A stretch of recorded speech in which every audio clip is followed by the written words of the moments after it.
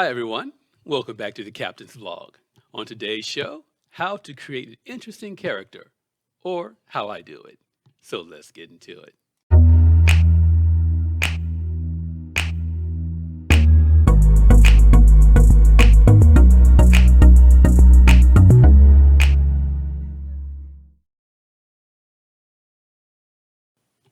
So, the first thing that I learned about creative writing from 10th grade English with Dr. Stump was to write what you know.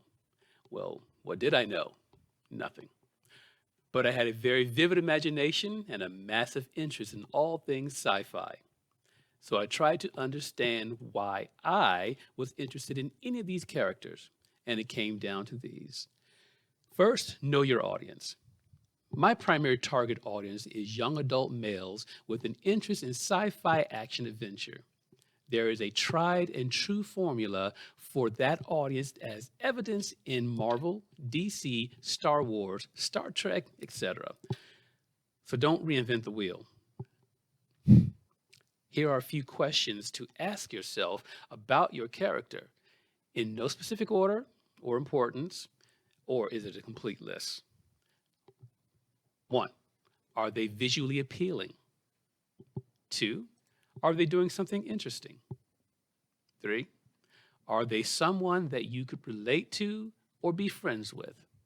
And four, are they someone you could love or love to hate? Let's take one of my characters. His name is Cooper Sparks. As you've seen in the intro graphic, Cooper is a compilation of several actual people with whom I've met and worked with who have influenced me in one way or the other, as well as how I imagine myself as this character, with a little more exaggerated flair, of course. Creating this character was, dare I say, the easiest and the most fun. I literally played Dr. Frankenstein with several personality traits and shoehorned them into what I believe is a leading character or what that would look like. In short, I created a character profile. I gave a basic description, which it goes such like this. His occupation, mechanical engineer, race car driver, and pilot. His education, I actually used my own school where I went to, but made up another degree. It's the Bachelor of Science in Mechanical Engineering from Embry-Riddle. Age, about 29 years old, born October 4th, 1984. So he's relatively young, hip, and willing to be fun-loving. His race made up as African American / Caucasian, maybe a little mixture of other things in his lineage. He's about 5'10", 190 pounds with a thin athletic build. Brown, curly, short hair, brown eyes, skin complexion's about light brown, and most importantly about your character profile is the personality type. I use Myers-Briggs. His Myers-Briggs type is ENFP. Extrovert, intuitive, feeler, and I forgot what the P is, but you'll know soon enough. However, as an ENFP, his primary mode of living is focused externally, where you take things in primarily via your intuition. Your secondary mode is internal, where you deal with things according to how you feel about them or how they fit in with your personal value system.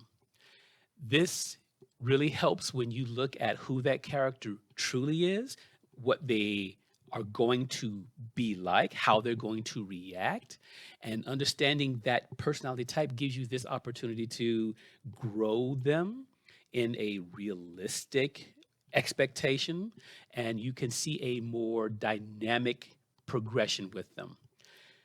More in-depth description for these characters, I guess you call it the backstory.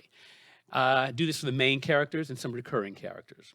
And this includes more details of their family, life before, whatever that supports their personality growth, and the why behind how they behave in the story.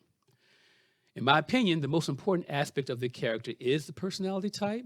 I believe I've said it before, Myers-Briggs Type Indicator, MBTI. You can Google that one, and there's quite a bit of information out there on the web, which gives you quite a bit of relations to typical career types.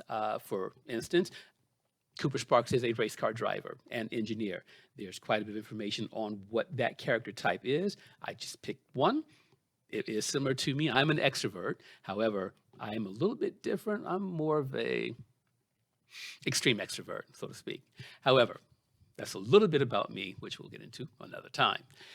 Now, your character type does help explain otherwise why the character says and does what he says and does, or she says and does what she says and does, and why the reader will like, love, or love to hate them.